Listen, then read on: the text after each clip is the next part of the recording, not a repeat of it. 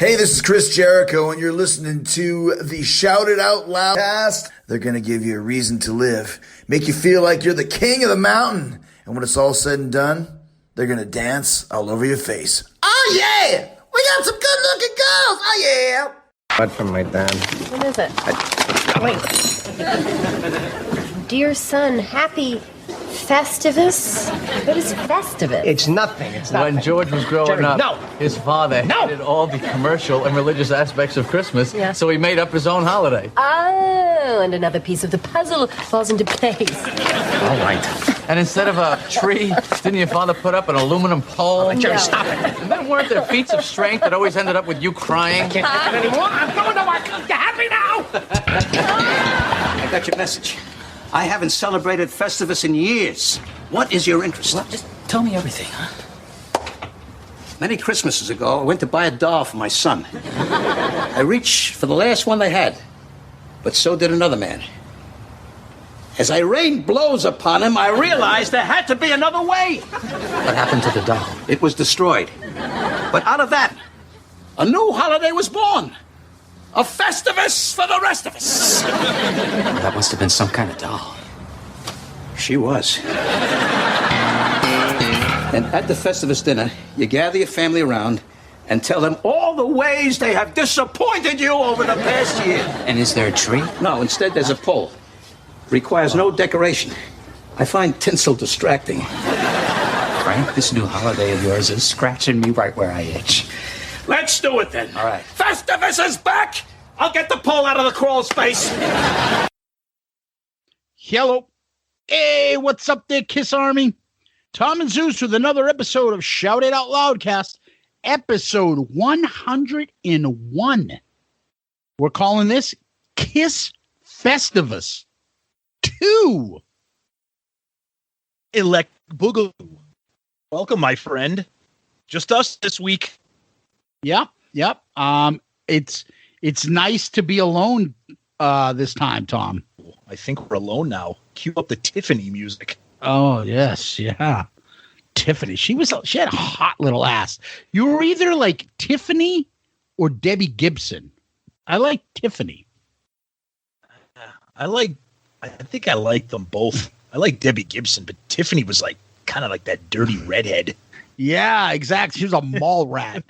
Debbie Gibson had that fucking kind of like trucker's nose, like fucking a little bit of a ball splitter there. It wasn't a ball splitter. It was like a fucking hammerhead shark nose. Oh, here we go. All right. Stay on target. I know. So I want to say, first of all, we're not going to get into the salutations and stuff. Tom, I assume you're well. I'm well. Allow us, people, to indulge a little bit today. We obviously aren't going to do 100 episodes ever again. So we want to kind of thank you guys and soak it all in.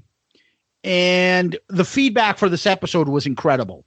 The episode, of course, was incredible. So allow us to go a little bit more than we normally do. And we want to thank everybody. First of all, we got to thank the talent, Mr. Bruce Kulick and Chris Jericho, for jumping on episode 100 and doing the Bruce Kulick draft with us. But also behind the scenes, I'd like to thank two people that helped us out a lot. Number one was our fan of the show, Chris Vickery. He was a gentleman that kept sending us the, unsolicited, by the way, those coming soon 100 episodes, Shout Out Loudcast, flashing gifts and stuff that we posted on social media. Chris did that for us a couple different times. Great friend of the show, great guy, much appreciated. The other is Mr. Ed Spangenberg of Click Tea Shop. He created the awesome photo logo, photo show shot that we did for the episode with Bruce in our 100 episodes, and Chris wearing a Shout It Out Loudcast t-shirt, which unfortunately he doesn't have one. But Ed did that, set it up for us. Great job, great guy. Please visit Click Tea Shop for all your KISS merchandise gear and Shout It Out Loudcast gear. Ed does a great job and is a good guy. So I want to thank those two guys right off the top. Tom, over to you, buddy. Yeah, so I'm just gonna quickly echo what Zeus said there about the overwhelming feedback. We can't not thank you all enough. It was exciting to see. We were excited to do this episode and let you guys hear it, and we're just thrilled that you all enjoyed it as much as we did. So we want to honor you as listeners. Like Zeus said, maybe a little bit extra, a couple extra minutes talking about some of the things that you had to say. And as we start every episode, we always kick it off with the poll and some feedback.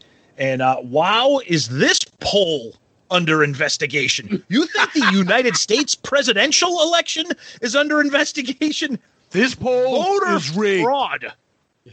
Dude, rigged. Voter fraud right here. Okay.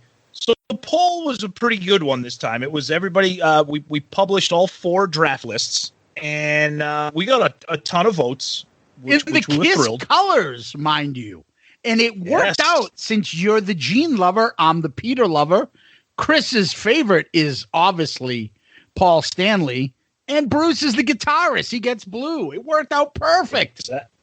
Exactly. Yeah. Now, what didn't work out perfect here is fucking Jericho getting 65% of the vote with that half of a dumpster fire of a draft list he put together. Now, here's the thing, jerky. That's what happens when somebody with 4 million Twitter followers retweets a poll. Okay? Because Jericho got 65%, Bruce got 21%, Zeus got 8%, and I will proudly wave the banner of at 6%, because my draft was very non-makeup Gene heavy and Carnival of Souls heavy, so I get it. But 65% for Chris. Dude, I was in second place, doing pretty good. And then Bruce and Chris retweeted theirs. And then all of a sudden, I went from like 30% all of a sudden down to like 8%. First of all, looking at that quick list, how do you win 65%? And I get it. KISS, we're not serious. Everybody has favorites. We know that. It's a great thing about KISS fans. We can debate these things. I can't stand I'll Fight Hell to Hold You. I think that song sucks, but I don't think it sucks as bad as My Way sucks. I think the two of them are just horrible music. But that's okay. Horrible music from KISS is better than most 90% of the things out there. But Chris picked them. If I put those 2 songs on my fucking list, I would have had 1%. Yeah, okay? Exactly. I will give Chris credit. He had the number 1 song, I think. Unholy is the everyone sees, oh, he has Unholy. They went to that. But he has that. KISS fans are not big fans of Reason to Live. Although it was kind of a hit, Love's a Deadly Weapon gets shit on more than fucking, I think any other, almost as much as Cadillac Dreams got shit on. So yep. I don't know where this came from. I think everybody loves Bruce, so nobody was going to give him shit. And then me and you were a little bit, I was more Gene in kind of dirty songs, and you were more a little bit, Carnival and Revenge. Yeah, I was Gene in Carnival, which I know is not a big fan favorite for a lot of non-makeup era stuff. Yeah, the Bruce era. But you're right. Yeah, but Jericho, yeah, the Bruce era, but Jericho getting 65% with Love's a Deadly Weapon, My Way, I'll Fight Hell to Hold You, and Reason to Live. That just defies logic. We also got a quick vision, and you guys got to see too, of what me and Tom lovingly referred to as Salty Jericho. That's when the texts go back and forth, and all of a sudden something catches his ire, and all of a sudden you don't know shit about KISS, and I'll come over there and kick your ass. He retweeted the poll, and he attacked you of being a contrarian for drafting Cadillac Dreams and having limited KISS knowledge. The fact that I would pick out a deep cut like that would fucking speak the opposite of what he's trying to accuse me of. I'm not picking Cadillac Dreams to be a contrarian. I mean, it's what's worse is that you're picking it because you like it. Yeah. That's worse. Money. That's all. But nobody brought up the fact, and all the comments back and forth, that I gave shit to how much keyboard is in My Way and all this. But nobody brought up the fact that there's a fucking whole brass section in Cadillac Dreams. No one remembered, and I forgot about it too. True. But there's a fucking like trumpet section in that. So I mean, I'm surprised no one said anything to me. But to each their own. We had some great comments, and we got a ton of comments to get to for today. So let's try. We're going to try to go through these quickly. If we skip yours, don't take offense to it, buddies. We got fucking plenty to go through. Yeah. So real, I'm just going to quickly run through some poll-related comments. Our buddy Zandon said, Bruce almost had me because of King of the Mountain, but Jericho for me. Tom and Zeus with some ordinary songs. Zeus, I can't believe how much you like Let's Put the X in Sex. Okay. Bill Sharp, voting for Chris. He has more songs I like. However, my two favorite from this are Rise to It and Thou Shall Not. So I responded, said, Bill, I have those both. How the hell are you not picking mine? You know, Chris Vick. So here we go. This is interesting. This is why I love KISS fans. Chris Vickery had to go with Jericho just because he chose Reason to Live. So everything else can suck. So, Chris, I take back those compliments I gave you in the beginning of the show. Right. Oh, you weak man. Oh, God. Yeah, and you know, a lot. It's true. People not only voted for Jericho, but they commented on how much they liked Jericho. So that was it. You know, a lot. You know, our buddy Andy, Jericho overwhelmingly for me. LT Shoes, gotta go with Jericho, top to bottom. He had solid picks for what he could get. I mean, just crazy stuff. So that's some poll feedback. One I want to jump on, Tom. Steve DeWood. Sorry, guys. It's Jericho for me. Everyone else chose a stinker. What? He's got about I don't understand that. Three that are solid in the fucking most KISS fans do not like. At least in my opinion. I think the masses don't. And that's Love's a Deadly Weapon, My Way, and I'll Fight Hell to Hold You. The rest of them are pretty solid. Yeah, I think we're just learning a lot about what people think about Bruce era KISS. Some of it is surprising. So quickly, some. Go ahead, you're laughing. Go ahead. One other one. Jeremy White wrote massive voter fraud, but Twisted Kisser, is Jericho paying for votes, or did every Crazy Nights fan show up to the polls? Oh, man. I know. All right, so let's quickly run through some actual episode feedback here. So we got a lot. So our buddy Joel Hoffman, Bruce is the best of KISS. Class act. What a great show. Guys, I'm an old school classic lineup fan, but I love all eras. In my opinion, Turn on the Night may be the best 80s KISS song. Makes me feel good. If Bon Jovi did it, it's a #1 song guaranteed. KISS Stigma. Great analysis. Jericho says that all the time. It's true. No, I agree. It's true. Murph was great. His comments are out. We always love it. Congrats, gents. Nice work getting 2 great guests on in the success of 100 episodes. Not bad for a bunch of jerks, to quote our college professor, Joe Scaff, who literally called us a bunch of jerks. Everybody's sitting there quietly doing this stuff. This guy had a beard, friendly old guy. And then somebody had to ask the question that, you know, people ask in class. This is a professor. Hey, is this going to be on the test? And you would have thought. Yeah. He raged more than the guy sitting next to Murph when he found out Strutter wasn't in the playlist. He turned around and was like, is that all you people care about, you bunch of jerks?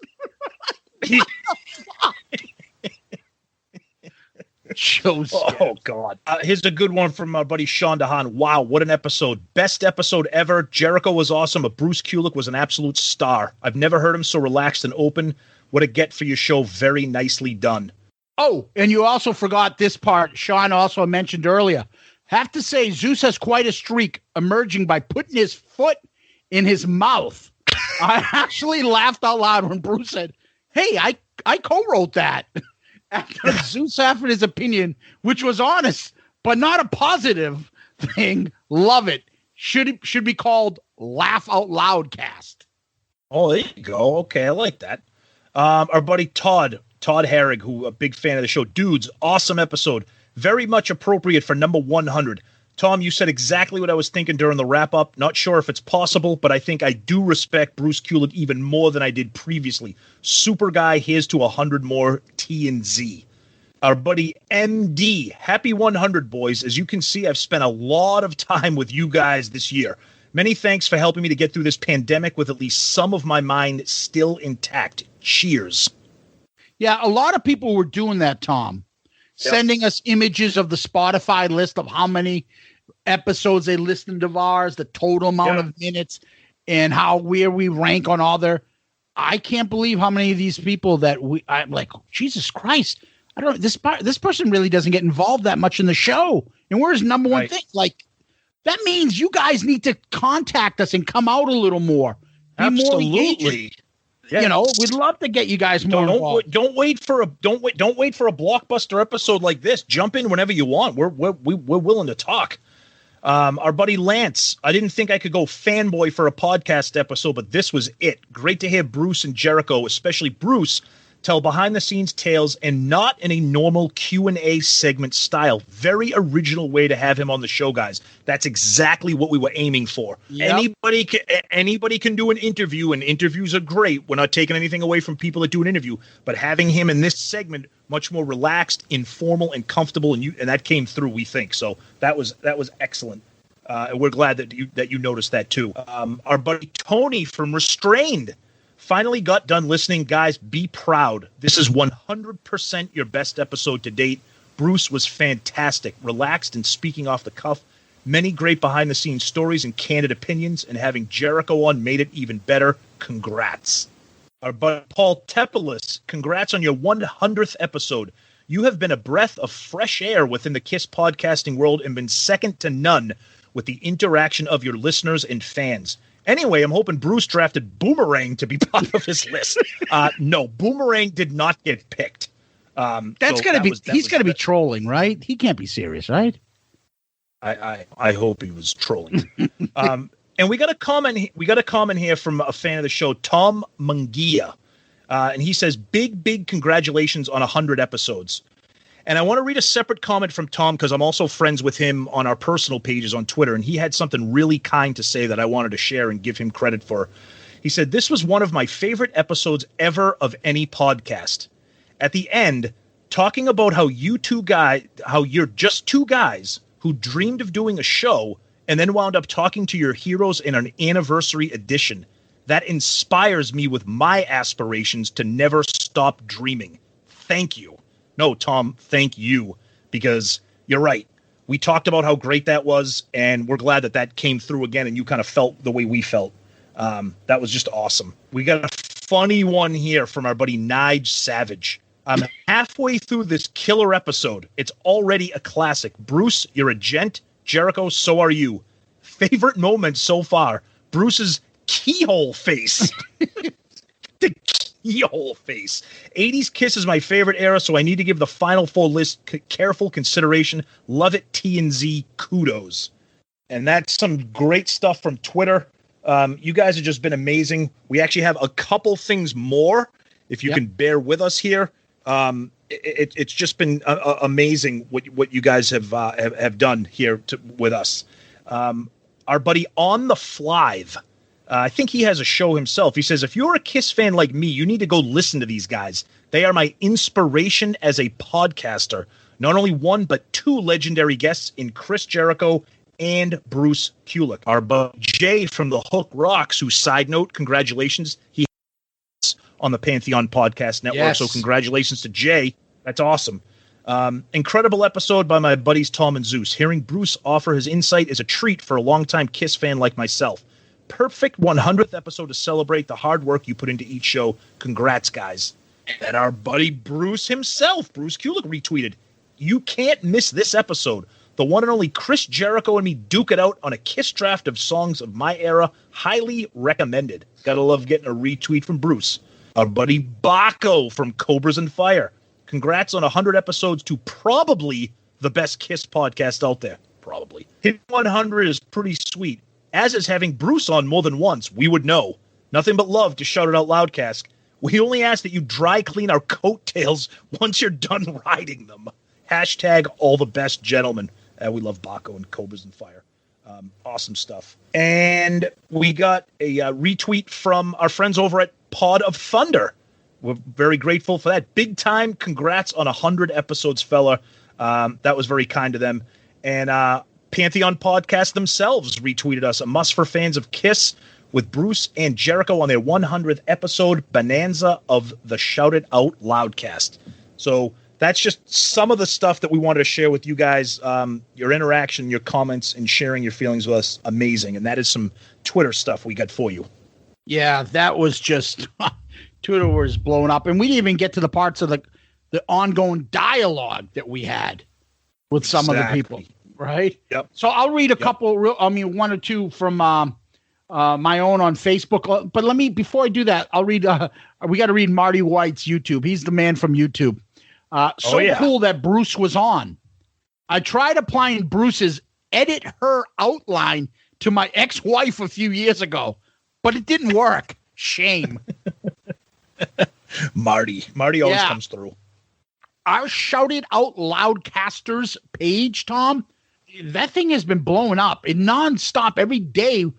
Like, I don't know how many times a day we get invites, people that want to join. Thank you. Keep jumping in. So far, we're non-toxic. So join the Shout It Out Loudcasters group. It's a fun place for KISS fans to post stuff, talk about KISS and other stuff. It's great. Our buddy Steve Wright, Part of Hell, congratulate us. Congratulations, guys, on episode 100. And Bill Algie, I believe, from the podcast Ages of Rock. Keep up the food, fellas. I think he meant to say, he did correct it. Keep up the great work. He corrected himself. That was great. Your friend Jeff Trott told you to settle down, Tom. Jeff's a fan of the show. He's a funny guy. And check out Jeff's live auctions on Facebook. He does great live auctions. If you're one of those live auction geeks like me, Jeff Trott does good ones. So check him out. Tony Smith. Holy fucktards, Batman. Jesus Christ. Graham Richley. I love Graham. Gotta say, this is the best episode. What a blast. As a KISS fanatic, this is the first time I've heard so many new bits of inside information and insights into the band in a long time. Bruce was so great, relaxed and forthcoming. And Jericho is the perfect guest, informed, opinionated, and charismatic, although with the absolute worst song choices. I was buzzing after listening, so I can only imagine how you clowns feel. Graham, what the fuck was that? Congrats, guys. Yeah, congrats, guys. That 100th will be hard to top. Maybe Paul and Gene for the 200th. Thanks. That's not pressure. Congrats, guys, on an amazing first 100. You guys rock. And then we also had a Tyler Keeley. Amazing episode, guys. I remember watching WWF as a kid and hearing Jericho tell The Rock, I am cool. I am the breeze. And thinking, no way did he get that from KISS. Great to hear Bruce give detailed info on the era.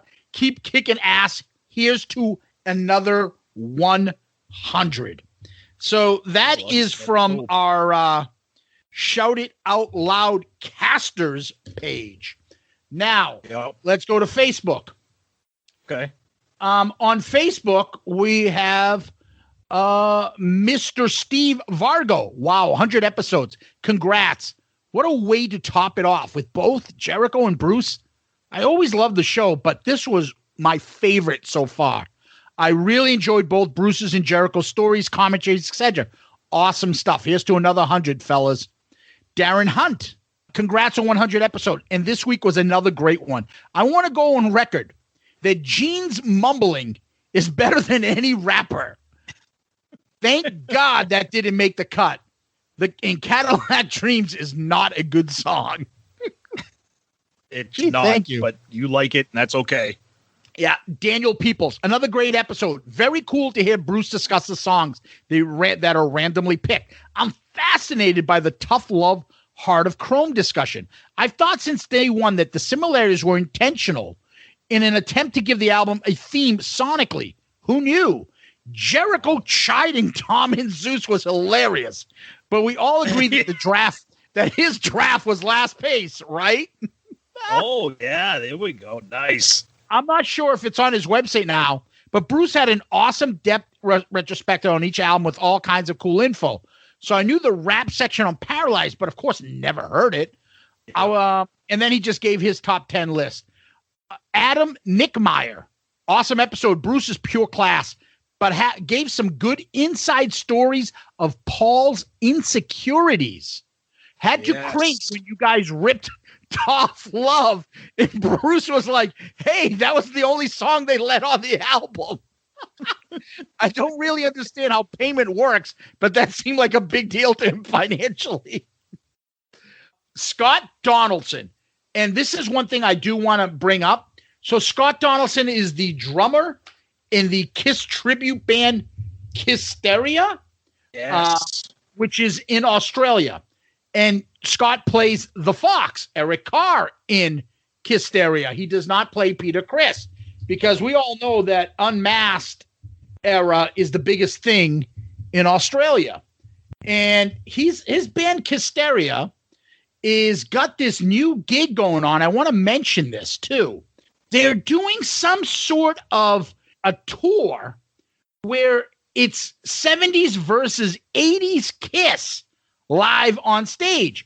Kissteria, I think they're going up against Sister's Doll.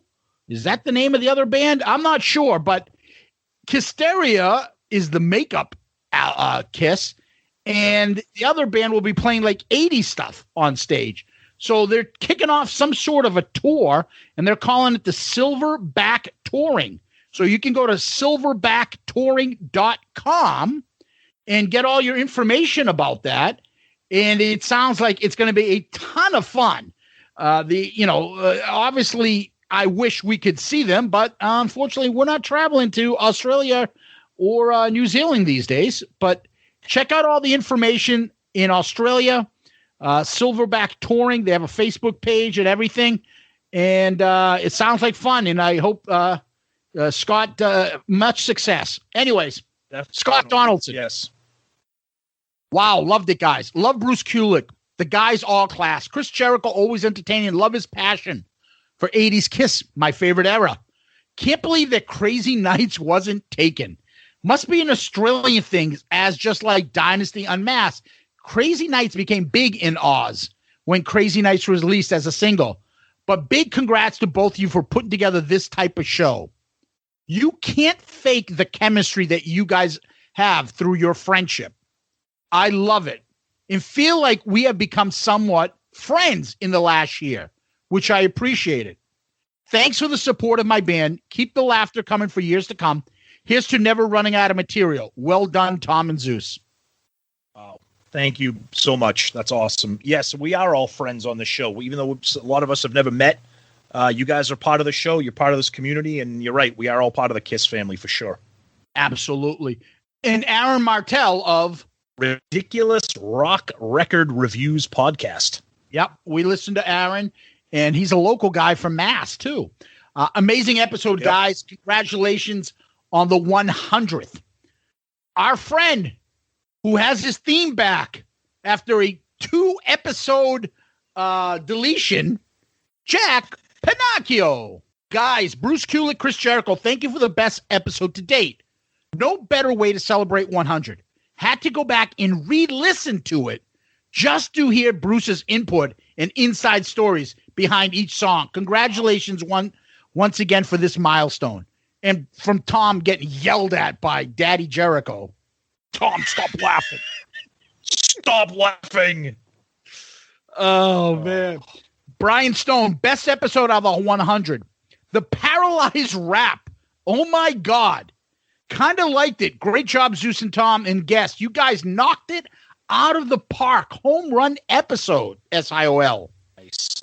We got to read Kevin Jepson. Wow. Oh, you guys topped yourself. Always. Definitely your best episode. I've never heard Bruce be so insightful. Lots of different stories I've never heard. Too many great stuff to list. Great job. You guys nailed it. Congrats on 100. The thing about that is Kevin is like the biggest KISS fan.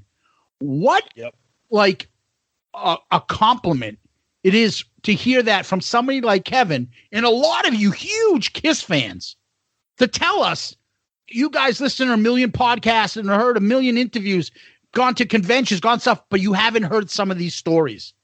So, I mean, I think that's the best compliment we could get, Tom. Agreed. Yeah, it's great. Yep. Yeah. Chuck Hoskins. I've watched it twice already. Maybe my favorite podcast episode ever. John Clark IV. Wow, wow, wow. That was absolutely amazing episode. What a fantastic insight from Bruce. I will never hear Paralyzed the same way. Surprise. Yeah. Surprise Jericho didn't pick spit. The lovely Carrie Stevens. I love the way Bruce speaks of Eric. Yeah, that was great. Bruce, you can tell just by the way he talks about these songs in this era, just a special place in his heart for Eric, and that obviously came through in the episode. So, and I'm glad Carrie picked up on that as well. Yeah, and Carrie also added, I love Bruce Kulick. He is family, always will be. Love seeing that. Love seeing the love and respect from them all. So, again, let me just run a couple things by. I saw a bunch of others. There's these are some of the names. Mike Peterson, Arno Hewson, David Cathy, Mark Arnold, Kevin Conrad, Lee Graham, Deuce, Steve Warsack. Those guys go nuts on our page, and we love them. Those two have awesome, fun conversations. John Gross, Sonny Pooty, Steve DeWood, Arnold, DG from Tennessee, Sean Hammond, John Wicker, Lee Burton, Reg Daniels, Eladio, Mark Ain't John, Tom Skoloff, Alessandro Rourke, Twisted Kister, John Brox, and Jeff Wyatt, just to name a few that we didn't get a chance to read all their comments, but thank you. And there were many more. Thank you for all the kind words and just amazing. And honestly, I felt like this is a team effort. You guys were part of this.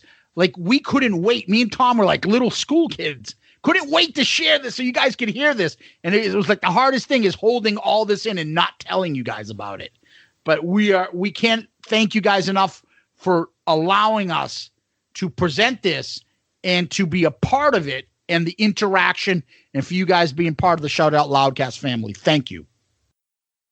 Yeah, we're thrilled and grateful for the comments and the feedback, but I think the thing that we're really excited about is that you guys enjoyed this as much as we did, and that's the goal of this, and that came through, and we're just thrilled that you guys had so much fun with this the way we did too. So thank you again for that.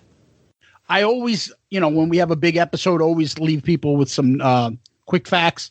The lovely Carrie still has our record for number one episode. This broke the 1 day total. It broke the 1 day total. It broke it the second day, 1 day total. It's about, I don't know, maybe 20, 30 downloads from being our best episode of all time in not even a week. Yep. That's how big this thing got. So can't thank you guys enough. Can't thank everybody involved. We appreciate it. We will still continue to try to make every episode the 100th episode and give you the best of us and stuff that you guys want to hear and things that hopefully make you want to grab that KISS CD or want to laugh about a joke or, just pick up a phone and talk to a friend about a band or a concert that you guys went to and laugh, because that's what me and Tom do every week. And that's why we'll never get sick of this. And we'll see you on episode 200 soon when that hits, because these are two friends talking about music, and we hope that you guys can relate and feel like you're part of this. Absolutely. Yep. Nope, that's true. We're not going anywhere. We say this all the time. There's going to be plenty of material and plenty of things for us to talk about. So, Tom, when we're usually done with the previous episode, we go on to KISS World. What's going on in it?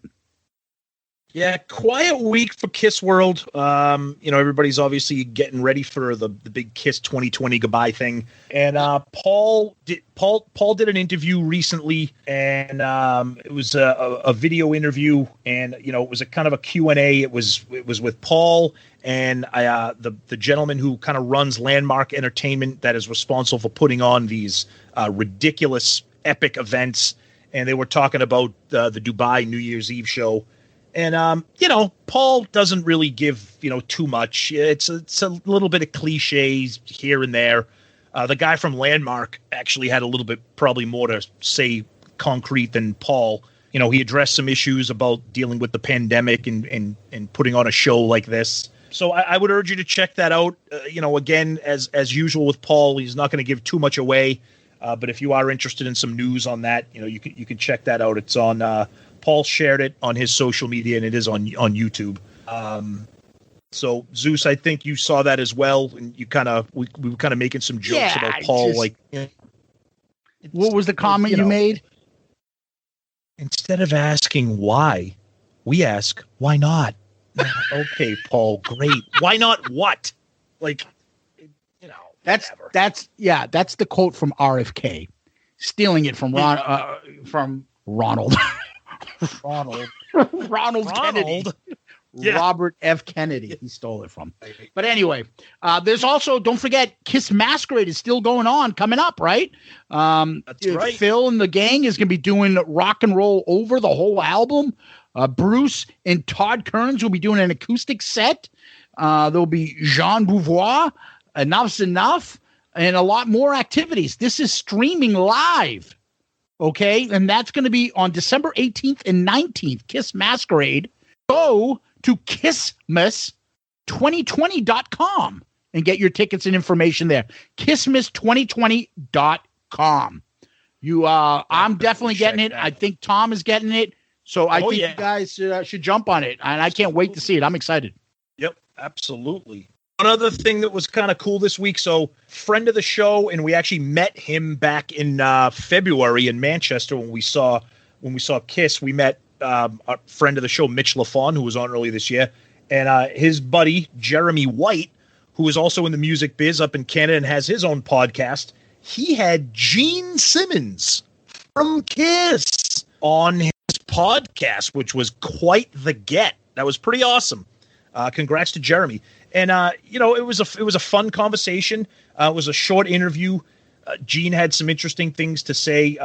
But the one general thing I think about this, and I urge you to check out the podcast. I'm not going to give away too much of it.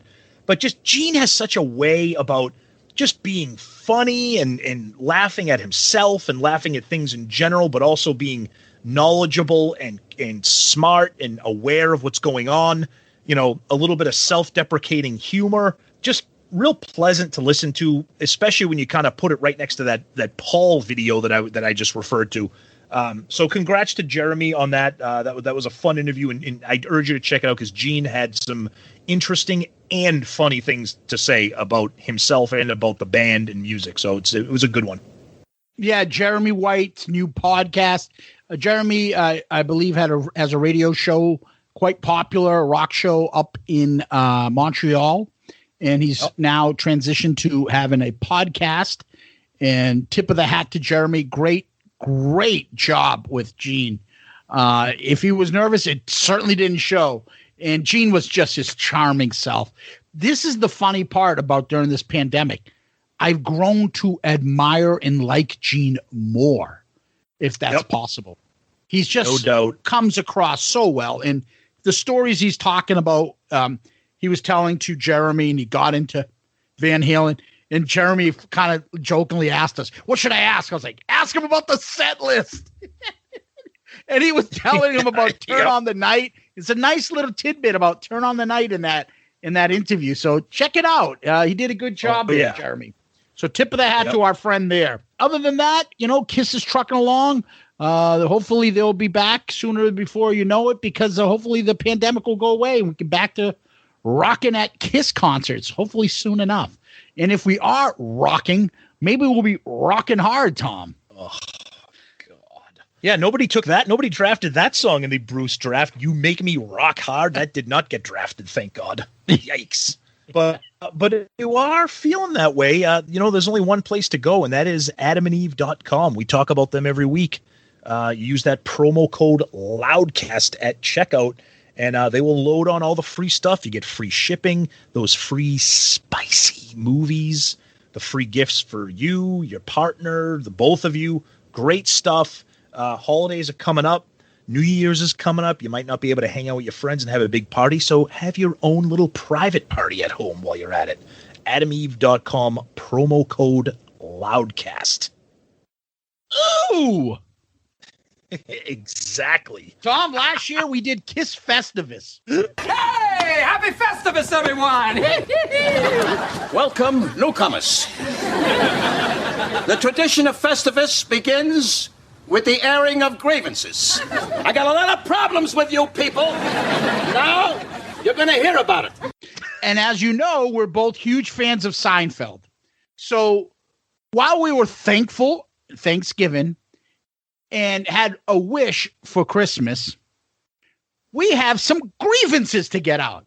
Now, it sometimes comes out that we might have a few grievances or complaints or bitching or something. Sometimes we let it on to the show. I don't know if you've noticed that, Tom, but sometimes we can complain a little bit. Occasionally. Yeah, it happens. Yeah. And maybe once in a while, somebody will say, it's fucking negative. Well, we want to get all that negativity out by the end of the year. So we have to do like Frank Costanza organized many years ago as he laid blows upon somebody. And he came up with Festivus. We need to do an airing of our grievances. But since this is KISS Festivus, we need to air our KISS grievances out. Get it out of our system. Last year we did this and we came up with 5 each. So this year, guess what? We're doing 5 each. 5 KISS grievances that we need to get out. Last week, I think the week before I went first. How about this time we pass it over to you and you get the ball going? So before we air grievances, well, let's just say if anybody is a fan of Seinfeld and Festivus, you also know that part of Festivus is the feats of strength. We're not doing that tonight. Maybe we'll save that for the next live stream. We'll have Jericho on. We'll do feats of strength with the walls of Jericho. But what about the pole? Stay here with Festivus. The what? The pole. The aluminum pole. Yeah, I'll go up into the crawl space.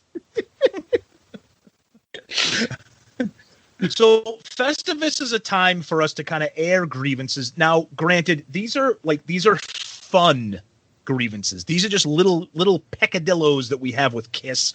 Things that they're fun to talk about. Okay, obviously, we're going to say this again if anybody's chiming in now and listening. We love the band. Okay, but these are just little complaints because for when you have a band you love, you have complaints. Now, 5 each. Mine are not in any particular order. Zeus, I don't know if yours are 1 through 5, but I'm going to start off with mine. So the first airing of the grievances that I'm going to have on mine is the constant hate, and it's almost to the level of cliche, the constant hate for Music from the Elder and Carnival of Souls. I almost feel like it is like a knee-jerk reaction for a lot of KISS fans out there to just instantaneously hate both of those albums without giving it any thought in listening to them. Now, I'm not going to try to convince anybody out there that those 2 albums are 2 of the best albums in the catalog. You know, they're not. It's not Destroyer. It's not Revenge. It's not Lick It Up. But people just like, oh, God, I don't know how you guys listen to the Elder. Carnival of Souls. That's grunge album. That's terrible. No.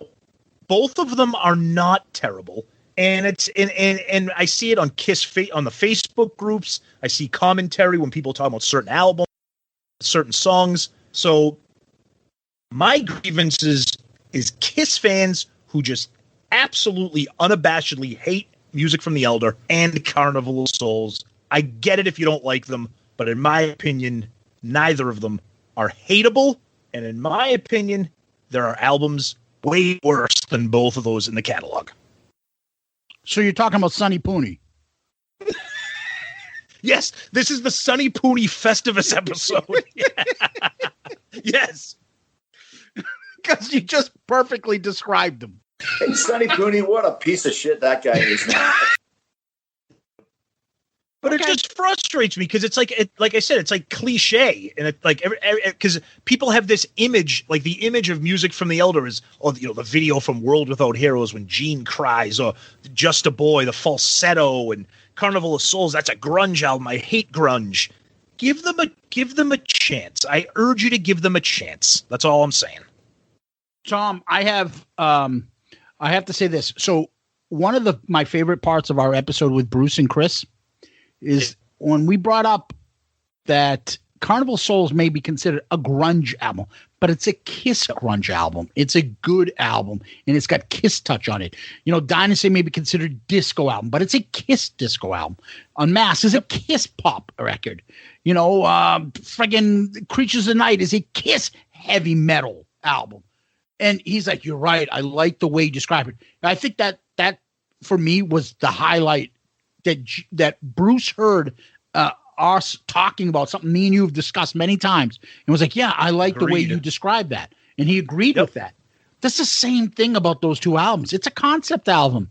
If you're sitting there thinking that Just a Boy and something else should be compared to, is it the same as Lick It Up's opening song?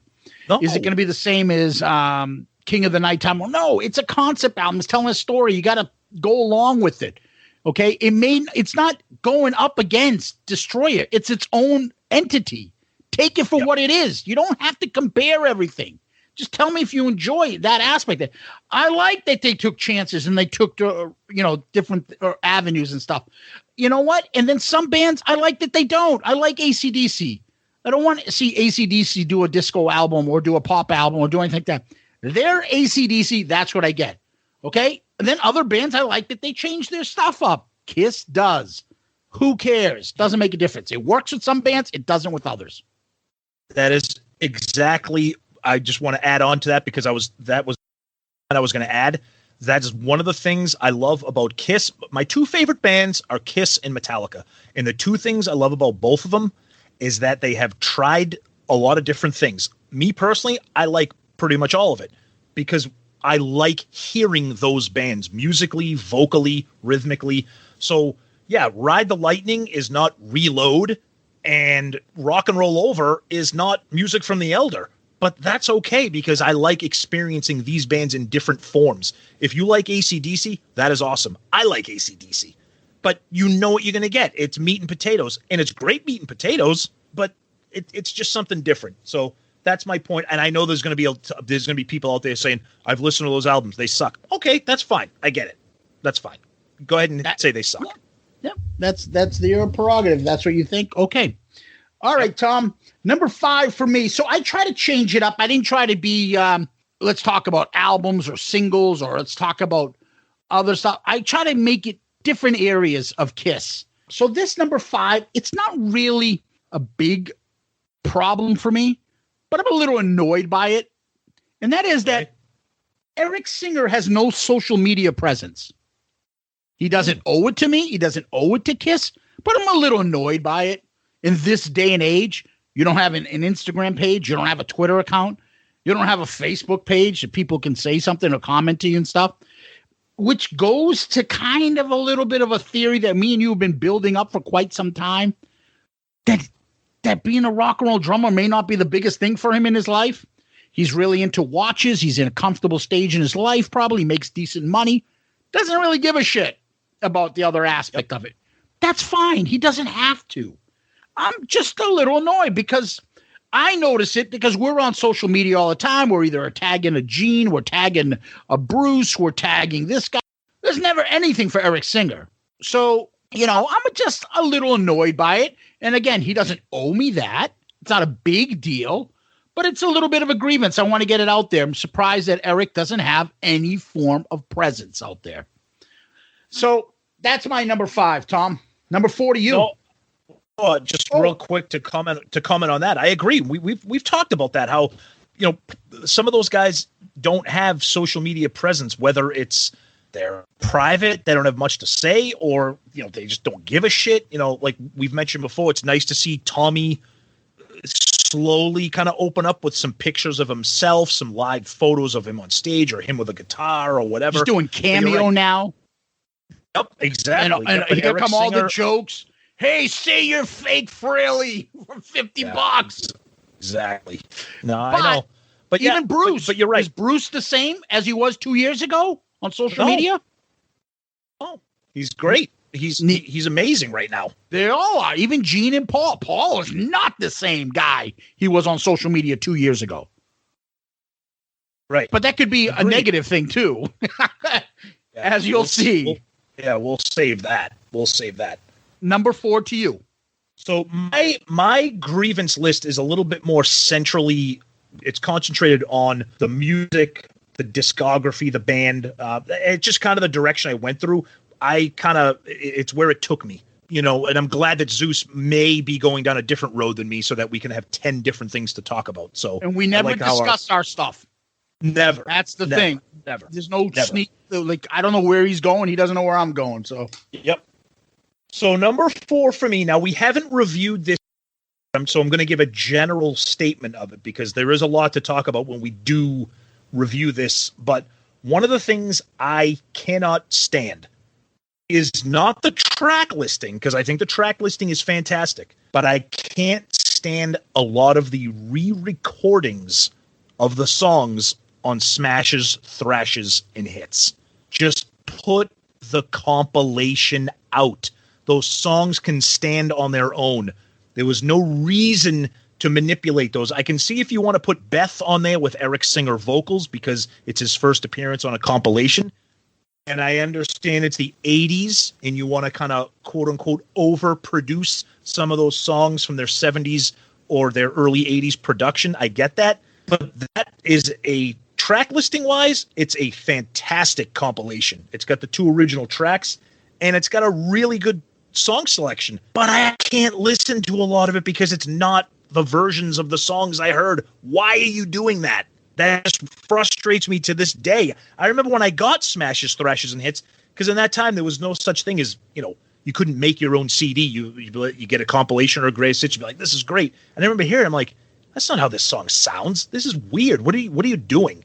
So just a general feeling, because every once in a while I'll pull out, the CDs are on my phone. I'll pull out the music and I'll be like, I haven't literally listened to this compilation start to finish in a while. Let's see what it is. I'm like, yeah, there's a reason why this one is not huge sonically for me. So smashes, thrashes, and hits. But it's got Let's Put the X in Sex. It does, and thanks to you, you're making me like that song a little bit more than I ever have. I'll give you credit for that. But yeah, even Bruce was not a big fan of the ball splitter on some of the girls in that video. I know, that was great hearing him say that. Yeah. I know. Yeah. So we'll have a lot more to say about smashes, thrashes, and hits when we eventually get to the compilation review. But that recently popped up on shuffle for me, and I was listening to it, and I was like, what are you doing? Don't do that. So that's my number 4. All right. Booger. All right. Booger. It's similar to that, Tom. It's funny. This is my number 4. Okay. You know what I'm annoyed by? Uh-oh. And a KISS grievance that I have? Do you remember when the remaster CDs came out? Yes. So about 97 and 98, roughly? Yep. And you ended up getting them, and I ended up getting them again.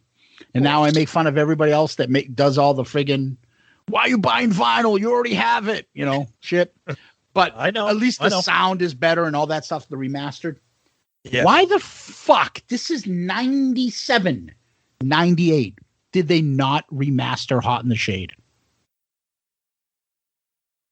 I don't know this for certain, but I think that is a record label issue. I think that's because I think it was, I'm not sure if it was Polygram that was Hot in the Shade or whatever, Mercury, whatever, because you're right, the remasters stopped at Crazy Nights. And I don't know why, and I'm guessing it's a record label issue. I don't care that it might be Polygram versus Mercury versus Casablanca, whatever. I don't care. If you're going to put out your catalog in remastered, you figure it out to get that remastered. It's ridiculous. So the fact is, I've got all these great KISS albums on CD, And then you put Hot in the Shade and you got to turn the volume up because it's like, what? I can't hear it as well. It's pathetic. Okay. And same thing with Smashes Thrashes too, if you really think about it. Yeah. Yep. And it's frustrating because me and you are such OCD completionists. So you have like almost their entire catalog with like all the thing I love about those remasters, when you take the disc out, it's got the notes inside about the album. Yeah. And then you get to Hot in the Shade that wrote all those comments inside. Yes. Too. I think it was him. You're right. And then it just stops at Crazy Nights. And, okay. Yeah, that's a good one. So Crazy Nights, the label was Mercury. Okay. Vertigo for Europe. Okay. Yeah. Smashes Thrashes, Mercury.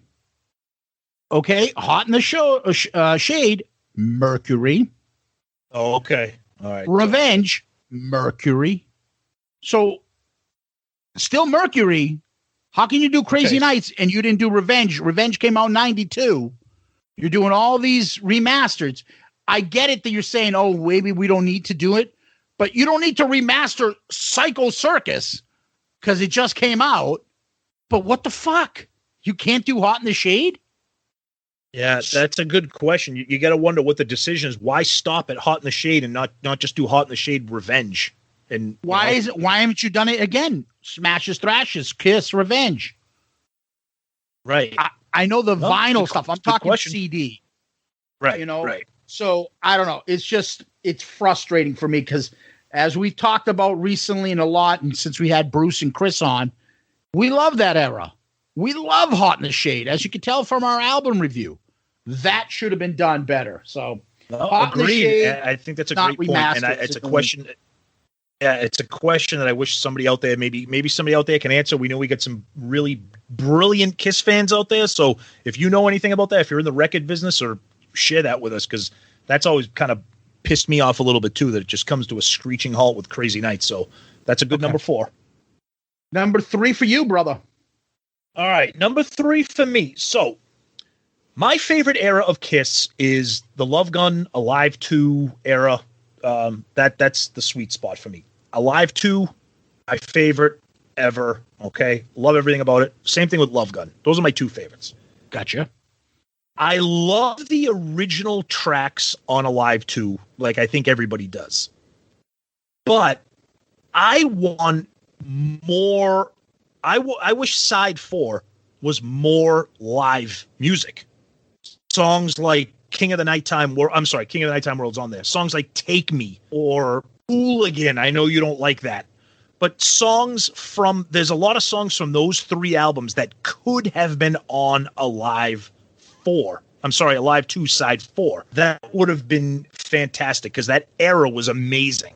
Okay? Now, to solve the problem of the original tracks, you could have taken out Then She Kissed Me on Love Gun and thrown on Larger Than Life or All American Man, or you could have added them on to Double Platinum for a new track, something like that. But my grievance is that I wanted more stuff from that Love Gun era tour on Alive 2, but still find a way to give me those original tracks. Because whenever I see those live shows, you know, like Kiss at the Forum, you know, in '77, the show is insane. And I wish we had a little bit more, but still give me those original tracks. So kind of as most KISS fans, I want it all. I want the best of both worlds. So that's a little bit of a grievance for me. I've always wished for more live on Alive 2. Yeah, I'm always one of those guys that doesn't want the new track on a greatest hits album. Doesn't want the extra song on a live album. Give me the live album, put the songs on a different album. It just kind of, you know, it irritates me a little bit. So I'm with you. I wish they didn't. Think of how insane Dynasty would have been if Rocket Ride was thrown on there. And they could have done that. Yep. Or Rocket Ride ended up on Ace's solo, or All American Man ended up on Paul's solo. Holy shit. Yeah. Larger Than Life on Jeans. They could have done it. I'm with you on it. It's a little bit of a grievance. I get it. So I think that's a good one, Tom. Okay. Number 3 for me, brother. We've done this in the past.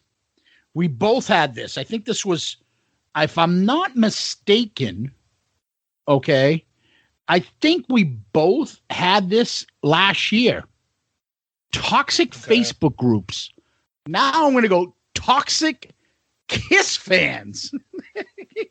Okay. Specific fans, not just the whole group. There's one in particular. We comment on it on our text group all the time. Yes, we do. Loves to throw out all this like gay shit between Tommy and Paul. Not that there's anything wrong with that. We get it. When does that joke get old? Constantly superimposing their heads on, two guys doing something sexual together or whatever. No need for it, buddy. First of all, I don't care. Okay?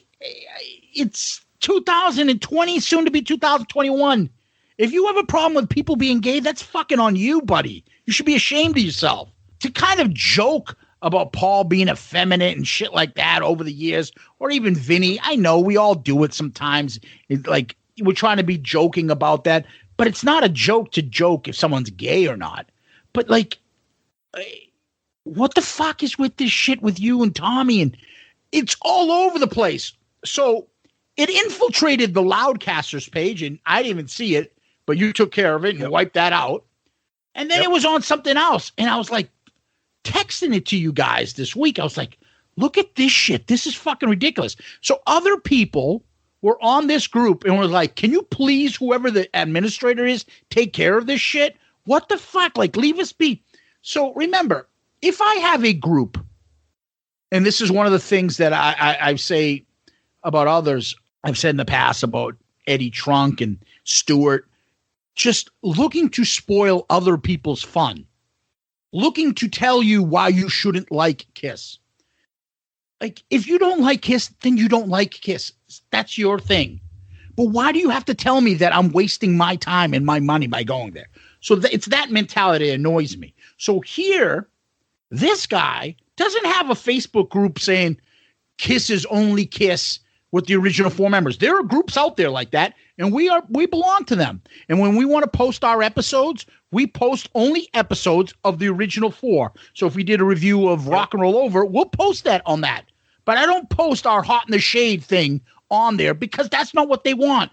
I can disagree with them, but that's their group. That's what they want. I respect it, and that's it. I don't need to put that there. So if he wanted to do a group like Paul, Ace, and Peter and Gina's the only KISS, and everybody else is a scab, that's your prerogative. Do a thing like that. And if somebody jumps on your page telling you Tommy's the greatest, you can make fun of Tommy and shit on him all you want. But why do you go on every other page and try to get people to disrespect Tommy or disrespect New KISS or disrespect Paul with backing track shit and all this other crap? Like, leave other people alone. I'll tell you something. The fucking band Sabotage and Halloween and Saxon and shit suck. Okay? But I don't go on Facebook groups looking for people that like them and jump on it to tell them that that music sucks. Or I don't go on the Potter Than Hell podcast and tell them that music sucks because that's what they like. You just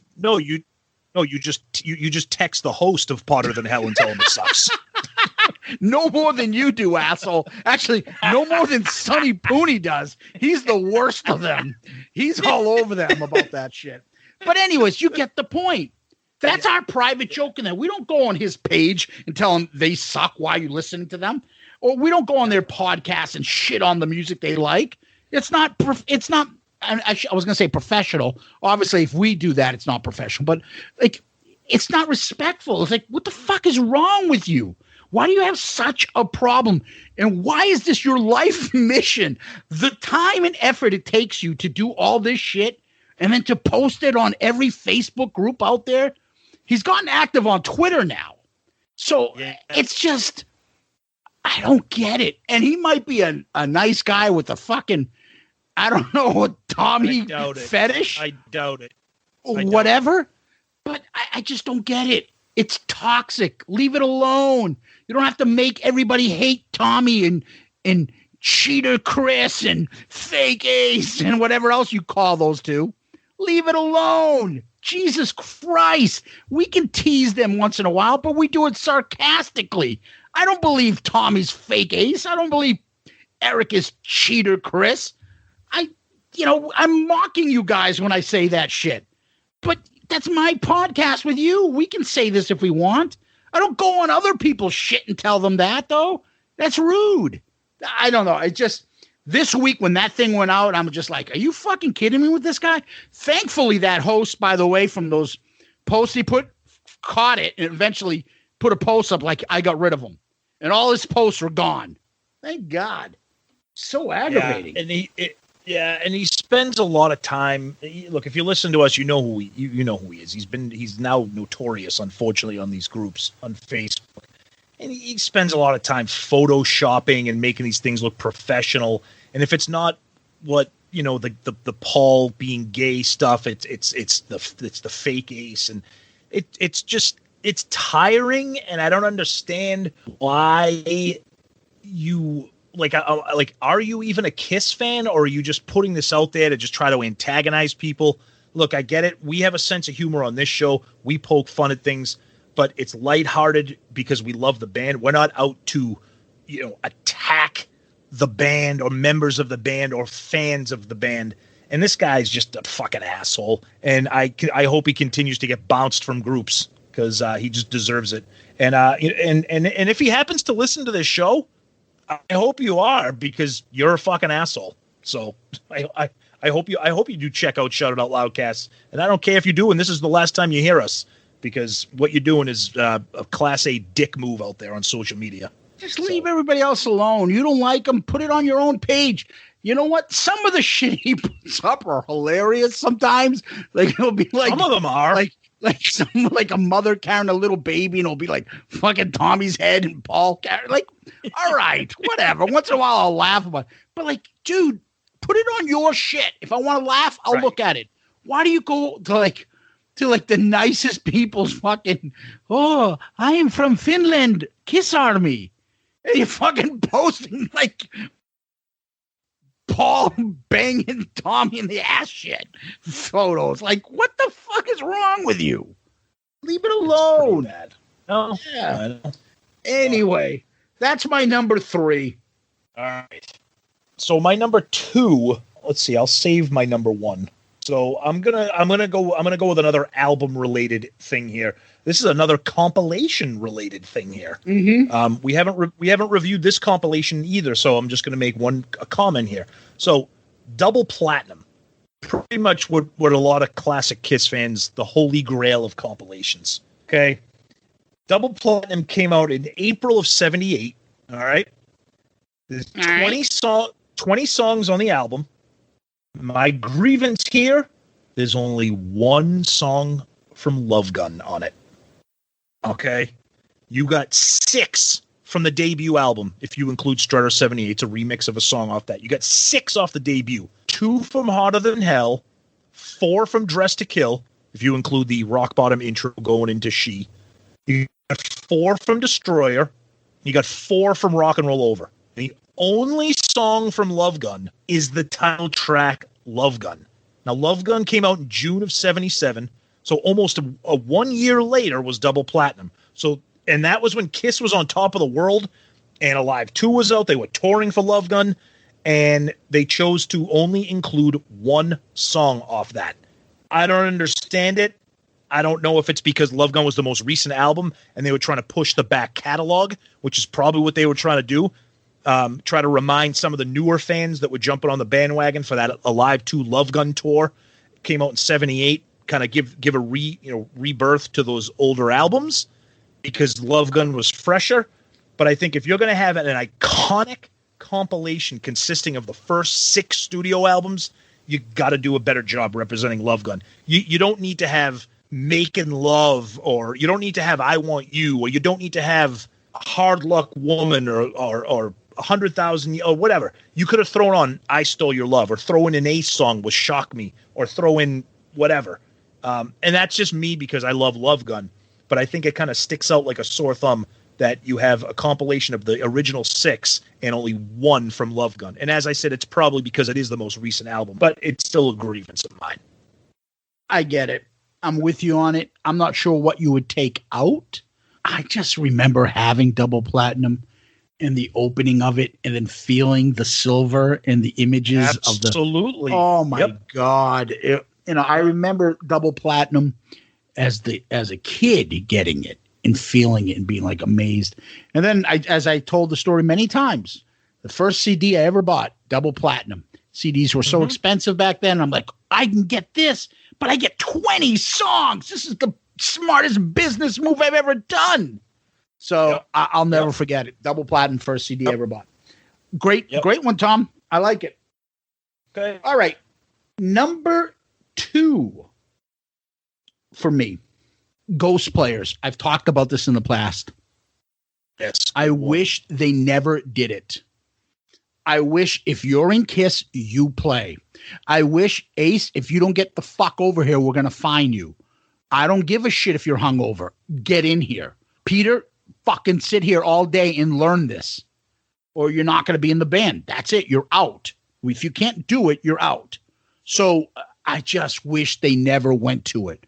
And it's just, you could see it coming. Ace, laziness, and he always he admits that he's lazy. Fuck it. What do I give a shit? And they just like, fuck him. And Ace and Paul and Gene, the control freaks, the fucking workaholics in there, like, we need to get, like, you know what? Just fucking call. And it all stems from fucking Ezrin. Oh, let me bring him in. And then they're all like, yeah, I like that idea. Yeah. Next one, bring this guy in. Yeah, bring this guy in. And I know as long as it's Paul and Gene, it's going to be a KISS song going on the album. Yep. It's still KISS, but I just wish they stayed with it. And I think if they stayed with it and had no Ghost Players, I feel like KISS either would have broke up earlier or continued for a lot longer, because there would be that level of respect.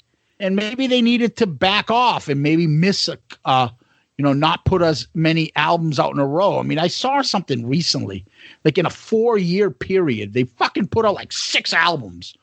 And this is like in the late 80s, like from, I think it was like Unmasked to whatever, Creatures of the Night or something. You're like, holy fuck, dude. That's insane when you think about it. I don't know. Maybe they wait and get the guys to perform the way they should perform. As soon as you start bringing the Ferrises, the Rick Derringers, the Jean Beauvoirs, the fucking, I don't know, what's his names, all the other Ghost Players. Yeah, the, Anton Figs, the Kevin Valentines, and all this shit. And, obviously we learned this stuff later as kids, as fans. And then you're like, and then by the end, you're like, who the fuck is on Psycho Circus? It's like Gene's band and then Paul's band. They each have their own demo guys. They'll come in and then somebody performs on it. And you're like, oh, who really performed on the song? It's like a rarity up until the last 2 albums that you had more than 3 guys play on a song in KISS for a while. It was a rarity. I mean, it was starting to happen a lot more with Eric and Bruce, but even they didn't play on every song on the albums. What the fuck? You just hired a brand new guitar player for Animalize. Why the fuck is Bruce playing on it? Mark St. John wasn't injured then. Why is he playing on this? I don't like, that's the kind of shit. So it's not just Ace, to use that excuse, but it's just that mentality. I wish they stayed with this. Robert Plant's not cutting a song on Physical Graffiti and be like, fuck it. Call up Richie Blackmore. Jimmy's not around. Like, it doesn't work that way. I wish they would do it. It's a great point. And I think what started to happen was, I think that Paul and Gene were on such a roll, and maybe it was management or record label where they needed these albums recorded and produced and put together. And they wanted, Ace and Peter were in the band. They weren't in the mood to move those guys out, but they were like, you know what? Dude, you fucking passed out. You sound like shit today. You can't even stand up straight. Fuck it. We're calling in fucking Joe Schmo to do the friggin' solo on this song. And it was the path of least resistance to get the finished product. The ends justify the means. But you're right. It probably contributed to what eventually became the downfall of the band, because eventually they were probably like, well, fuck it. If you don't need me, I'm just going to friggin' leave. You guys suck anyways, or whatever. You know what I mean? But yeah, I agree. The ghost player thing is kind of frustrating. You get exactly that when you don't hold them to a standard. So that exactly that wonderful saying, the standard you walk past is the standard you accept. So I don't want to hear about Ace not doing shit when you allow him to do it. So if you allowed him to do that shit, then he doesn't have to show up and be at his best. So that standard is gone. And you get this now. That's your payback. Congratulations. So that's the shit. They should have fucking put an end to that bug at that point in time. If they held Ace to that standard, I don't think he would have been like the way he got by 78 and be like, oh, fuck them. I'll show you a rock album. They could have got that out of him earlier. They could have got the Hungry Ace that was on the first 3-4 albums. Right? That he wasn't the lazy fuck. And then he saved it for himself when he got challenged. You could have challenged him then. You know? Paul and Gene, especially Paul. He's like, you know what? I don't have time for this shit. I want to cut this record. I want to get in the studio and record it. Ace is a fucking pain in the ass today. Forget it. I want to lay these tracks. Let's go. And he probably either was unaware of the monster he was creating or didn't care about the monster he was creating. Yeah, but that's what you get, and that's what you end up with. So yeah, the ghost player is the thing I wish they never started. And I will tip the hat to Mitch LaFon that talked about this. It was the Ezrin thing. Ezrin got them to do that shit. And he does that with everybody. Oh, just bring this guy in. Let me bring in fucking so-and-so in there. What's his name there? The Alice Cooper guitarist there that he brought in for Destroyer. Dick Wagner. Let me bring him in. Dick Wagner. Yeah, let me bring him in for everything. Here's my ringer. Like, what the fuck, dude? Either the guy in the band can do it or he shouldn't be in the band. Come on. It's a good one. Yep. Anyways, that's my number 2. All right. So my number 1, and this comes off the heels of last week with having the great Bruce Kulick on and talking about a lot of the songs from his era. It's pretty simple. Not enough songs with Bruce or Eric on vocals. You got one Eric song, one Bruce song. Not enough. Okay. The original 6, especially later on Love Gun and especially Dynasty and Unmasked, you had everybody singing. You had a lot of Ace, a lot of Peter, and I think Eric has a spectacular voice. I like Bruce's voice. I think he does a great job on I Walk Alone. I like his album, BK3, with his solo material. And 15 songs on Hot in the Shade. You got one from Eric, none from Bruce. You know, it's ironic, and I'm sure this wasn't planned because no one really knew what the future. But, you know, Eric's last album has Eric's vocal. Bruce's last album has Bruce's vocal. There's nothing in between.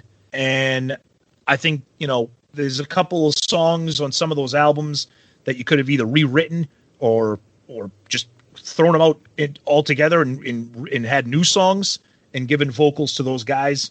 They were always about the Gang of Four, but throughout that period, it was Paul and Gene, and I wish we got a little bit more from Bruce and Eric on vocals. Good one. I actually think, though, Tom, they were building that with Eric Carr. Smashes, Thrashes, and Hits came out after Crazy Nights, correct? Mm-hmm. So Smashes, Thrashes, Hits had him singing Beth. Here's a little tease. Let's put him out singing Beth. Next album, he sings. I think if he was on Revenge, he would have sung a song. Yeah, but I think that would have been the standard going forward, that Eric would get a song on each album. Okay, but in my opinion, Eric Carr had been there since 1980. I mean, Smashes, Thrashes, and Hits came out in 88 or whatever. I mean, that's a long time. Yeah, I agree, but they wanted them to pay their dues. I mean, Ace didn't get a fucking song till the 6th album. I mean, come on. It's not that big a deal for people. Right. But I felt like they were going that. I wish he was given more songs. You're right. But I don't think Bruce should have got one earlier than that, too. But the thing with Ace, the 6th album was only the 3rd year of the band. I mean, the debut album came out in 74. Love Game came out in 77. You know, so a lot more compressed material in that short amount of time. Eric and Bruce were in the band for a long time. Wait a minute. It's only about a year and a half difference, Tom. If you think about it, Eric got on not even Unmasked. He got on in 81, was his first album. His first true, right, with The Elder, right. Okay. And then Smashes and Thrashes and Hits came out, what, 88? Yeah. 7 years. So, I mean, it's not that much of a difference. I don't know. I agree with you. And the thought of it, I would have loved to see them sing more songs. I agree with you. And I think they were building to that. Unfortunately, Eric passed, and that's what sucks even more about it, because we didn't get to hear more of his stuff. But Bruce should have had another song before that. He shouldn't have had to wait to what's considered a bootleg album to get his one song. Yep. The last song. Now, with that being album. said, don't get me wrong. With that being said, I don't know what song by Paul or Gene I would have removed and have sung by these guys. I can't. Where do I begin? Well, yeah. Well, fucking right. Boomerang. I'll fight hell to hold you. My way. Right. All the way down the line, I can start naming some songs that they could have sang instead of him. Right. But whatever. It's a good one. I like it. That's my number one. What do you got, buddy? All right. So my number one is one that I've been complaining about a lot this year. And I got to get this off my chest. I've gotten it off my chest a few times before in the past, is, especially this Christmas grievance. Okay. And that is Ace this year. Got on my fucking nerves. He puts out an album. Okay. A lot of the fucking Ace fans out there that are, I don't know. They're in a class of their own. I think even the Ace fans are bigger Ace fans than they are Gene fans out there at this point. Like, Ace is the one that can't do any wrong, and they're very protective of him. And I find it to be kind of hypocritical, the slack he is given by Ace fans compared to the shit the other guys get. Let's be blunt. He is not in tip-top shape these days. His performances are not very good. That last album he did was not very good. I don't want to give it away too much. Maybe I'll need to listen to him a little bit more. Anybody else was singing those songs in his voice and those lyrics, any of his last 3-4 albums, no offense, nobody would think anything of them. He's Ace Frehley from KISS. Everybody thinks I'm the coolest guy in KISS. I am the most interesting guy. Dude, when did Ace become like this cocky bastard? And he never was. That's why we liked him. He was always the one who didn't give a shit about that, didn't act like that, didn't care. But now he's all about accolades. He throws out fucking zingers all the time, constantly. Like he doesn't need to. He's his own worst enemy.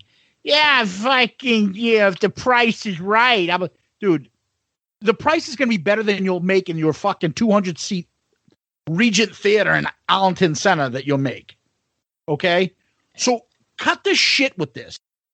Yeah, I fucking talked to Gene the other day, but I don't know. I need to go back on my throne. And Tommy doesn't play... he plays with no soul. He just copies me.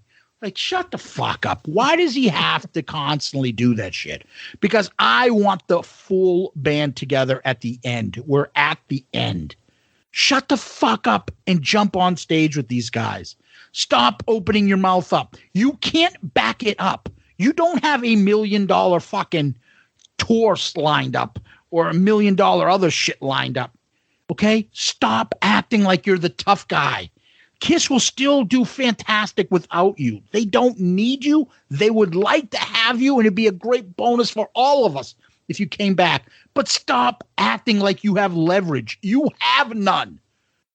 Get a decent salary. I'm sure they realize they'll make more money with you. They will pay you handsomely. 1,000 times more than you would make on your own. Just shut the fuck up. Paul, I can tell right now, wants no part of any of the shit that you talk about. every time you open your mouth up about, I need to get rid of Tommy, shut up. Paul looks over to Tommy and says, I don't have to worry about one fucking thing about this guy. He'll play it perfectly. He'll come in and get his salary and say, thank you very much. When's the next show? And I'll be there ready to perform. And that's it. He doesn't have to deal with who's his fucking new girlfriend he's coming with. Is he going to show up on time? Is he drunk? Dude, no, we're not playing that song. We're playing this song. How's that fucking solo go again? Like,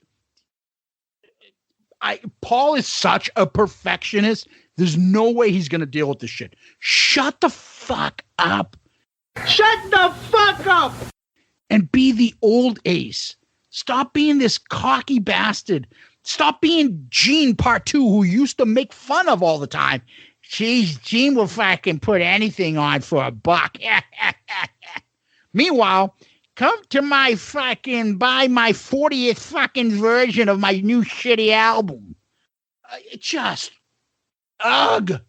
Go back to the old Ace. I'm just done with this new Ace. Shut the fuck up.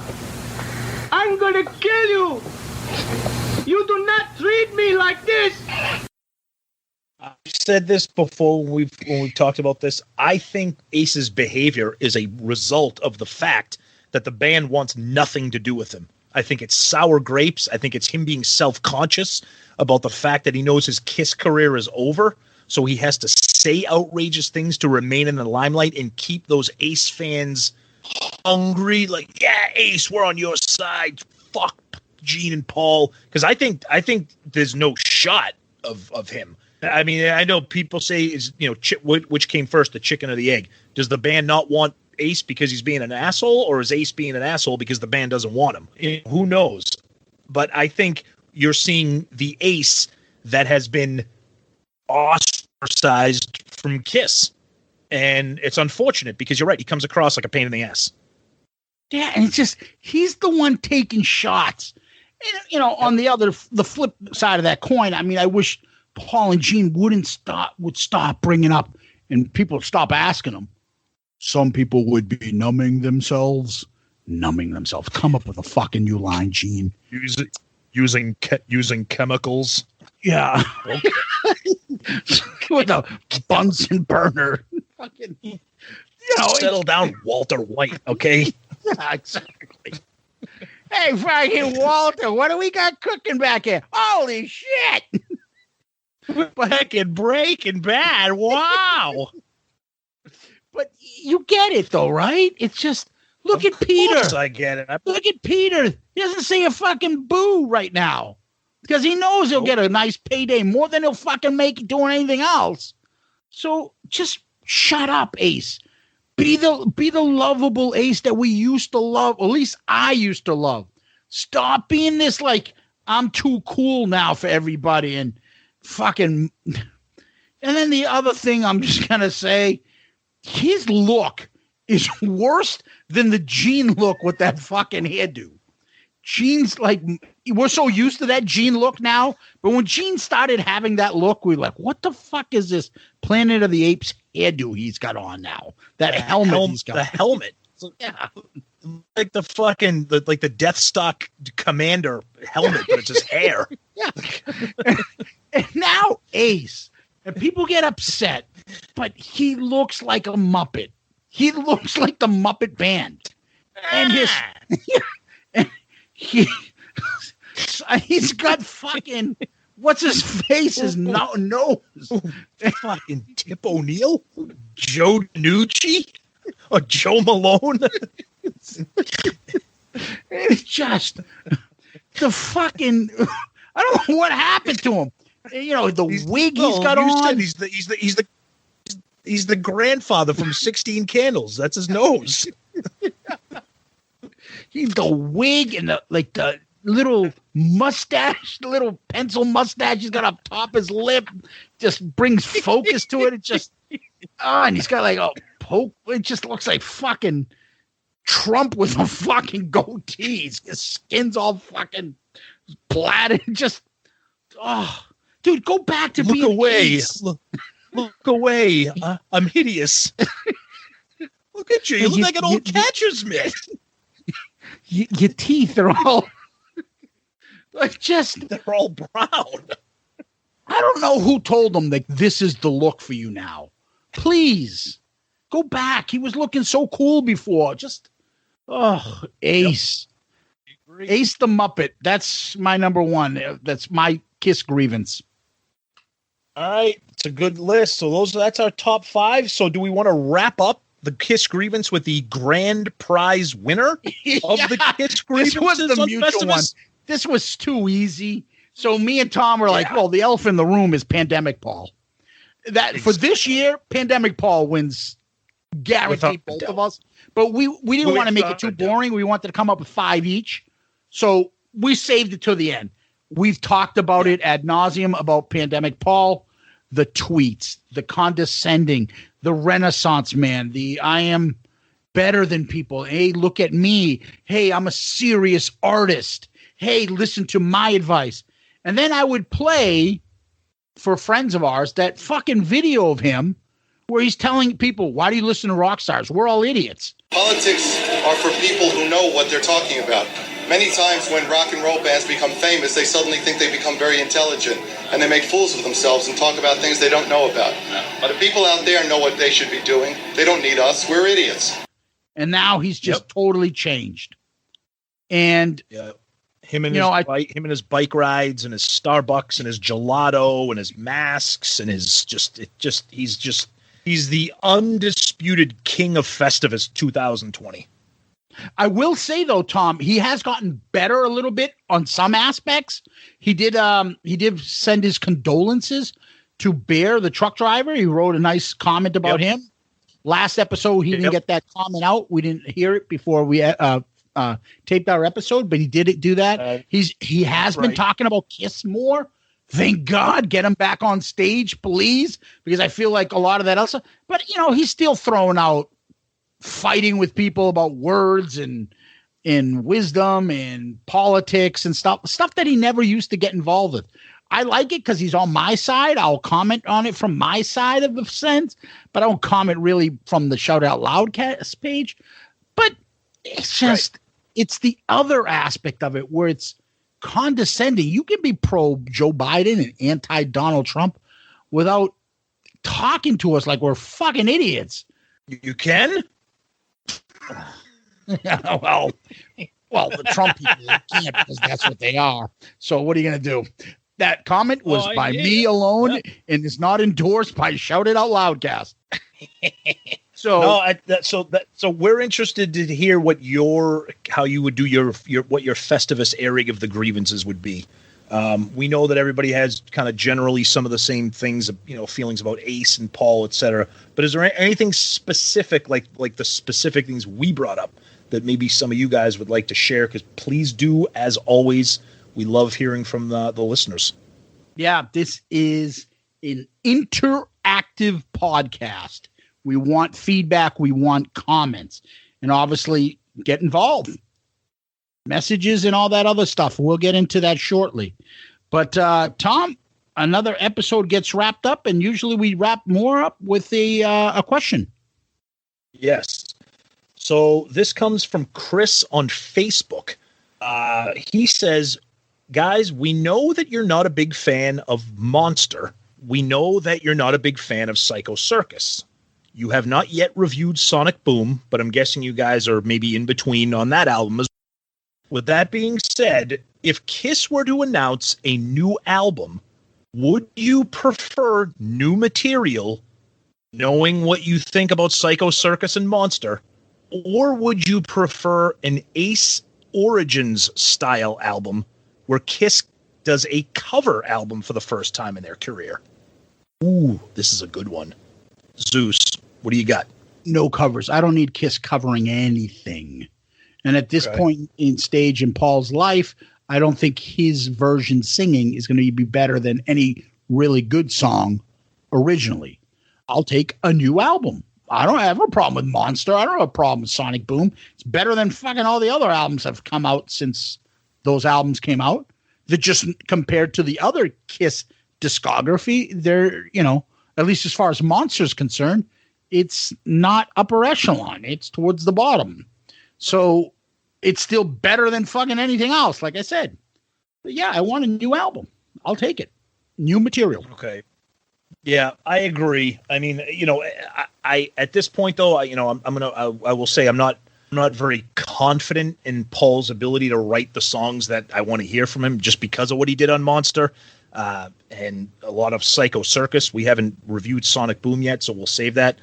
But I don't know if I want to hear a cover album by Kiss. I think the idea sounds kind of fun. But if you're going to give me the option of one or the other, I'll take my chances with a new Kiss album and hope for the best. So we agree on that one. But that was a good question, Chris. Thank you very much. As always, we love the questions because we answer one at the end of every episode. So thank you for that one. And as far as questions and how you can reach us on all that, the best place is our email, which is shoutoutloudcast@gmail.com. That's shoutoutloudcast@gmail.com. You email us, and we will read them on the air sometimes. We will answer them. And before we move on with some of the other information about the show, we do have 2 emails here, Zeus, that we wanted to read. I was going to take one, and you were going to take one. Do you want to start off, or do you want me to go? Why don't you take it first, Tom, while I put down what I'm doing and find the email. All right. So I will start off with the email here. This is from our good friend Tony Smith. And this is about the 100th episode with Bruce and Chris. He says, I've been listening to you guys from the beginning. First of all, I am so glad you have made it to the 100th episode milestone. As far as the episode, I don't know how the hell you're going to top this one. So excellent. I met Bruce in the early 2000s at a KISS Expo, and he is the most gracious and nicest people you could ever meet. Class act. Maybe you could top this episode by having Christy Canyon on Skype. I'm like, this is way too nice for Tony. There's no way that's how he's ending it.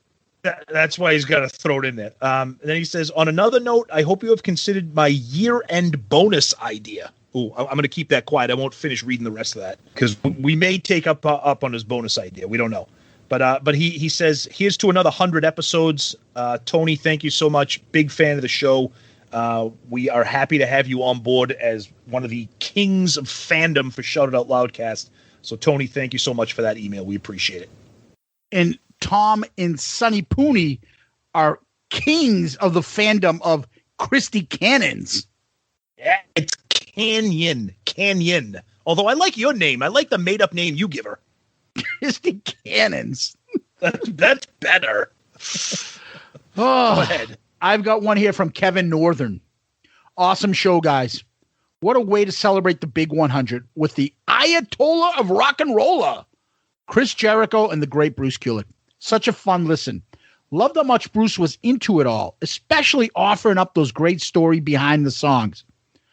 I got to meet him once briefly on the official KISS convention tour, 95 in Nashville. You could tell how much he really appreciated the fans. On a more personal note, years later, one of my cousins passed at a young age. He was in his mid-30s, a very talented musician. It was a terribly sad time for my family. One day, out of the blue, I got an email from Bruce. A friend of mine had reached out to him online and told him about his passing and that I was a huge fan.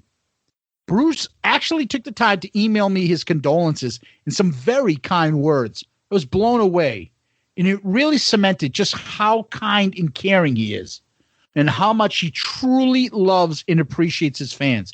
A class act all the way. Nothing but love for Bruce. And you hear that a lot, Tom.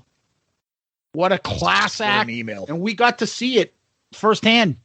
Experience Kevin, thank you for sharing that story. We know that's a personal story, but Shank, thank you for sharing that. That's just awesome. And like you said, nothing but love for Bruce. Just a great guy and just great stuff there, Kevin. Thank you for sharing that with us.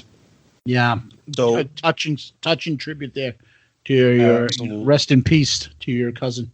Tom, you mentioned the email, shoutitoutloudcast@gmail.com, shoutitoutloudcast@gmail.com. And obviously, everyone can find us on all the podcast platforms. everywhere is out there. You know it. iTunes, Spotify, and there. Amazon Music now is getting huge for podcasts. Amazon Music, you can find us on there as well. And if you can't find us on your favorite podcast platform, give us a shout. Let us know. We'll put our podcasts on there. You can also find us on Twitter, Facebook, Instagram. Direct message us there. We love getting messages and love getting back to you guys. We appreciate the feedback. And you can also find us on YouTube. On YouTube, subscribe to us if you follow us. Some people like, listening to YouTube because you can hear it if you're in the car driving and you don't have Wi-Fi connection. You can sometimes catch us that way. It's easier sometimes rather than downloading a podcast or whatever. Subscribe to us, please. Comment on us. But the big thing that I always like to tell people is give us one of those 5-star child reviews on any of the platforms like iTunes, podchaser.com. Anyone you have, you can see that you can leave a review. One of those 5-star child reviews for us helps us, moves us up the food chain, gets us to a bigger audience, and gets us on to bigger and better things for all of us at Shout It Out Loudcast.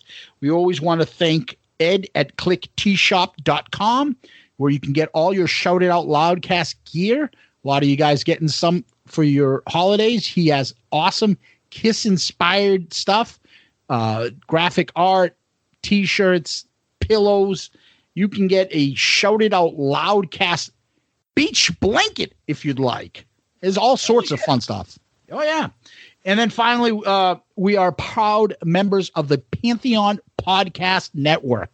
Recently, friends of the show, Mike Zhu, who has the Long May You Young podcast. That's a Neil Young podcast. He's a local legend radio host or WEEI. WAAF here in Boston. The guys at Decibel Geek, all right? The legendary Decibel Geek is now on. And good friend, very good friend. And you'll probably see and hear a lot from him. And that is Jay from the Hook Rocks just joined Pantheon Podcast. So they got a great network over there, and the guys over there run a great ship, and we're proud to be on with them. Tom, anything else you'd like to add? Nope. Just happy to see all of these great shows and our friends that we've made through the podcast community to all join us on Pantheon. It's awesome to see. Yep. So, Tom, we usually end these episodes with famous last words. You got any? Baby, you've got to tell me yes or no. All right. Come on, tell me. Tell me if you're going to go. Come on. All right. Your observation's correct. Yes. I'm someone you can't neglect. Whoa, no. Whoa, no. Whoa, no. Whoa, no. Whoa, no. Whoa, no. Have love. Will travel. Oh, magnificent. I was waiting for you to do the background part, Tom. I'm sure you're awesome at it. Have love. Will travel. What's the part after that? I got love for sale. Got love for sale. Oh God, I can't wait. I can't wait till we get to the Love Gun review. It's going to be impossible to rank those songs. Oh, so good. Tom, thank you. Kiss Army, thank you. 617-555. Yeah. We had to throw that in there. Guys, thank you so much for listening, as always, interacting, being part of the show, and thank you for enjoying last week's epic episode. And Zeus, thank you. Kiss Army, thank you. Everybody be good, be safe. Peace out, Girl Scout.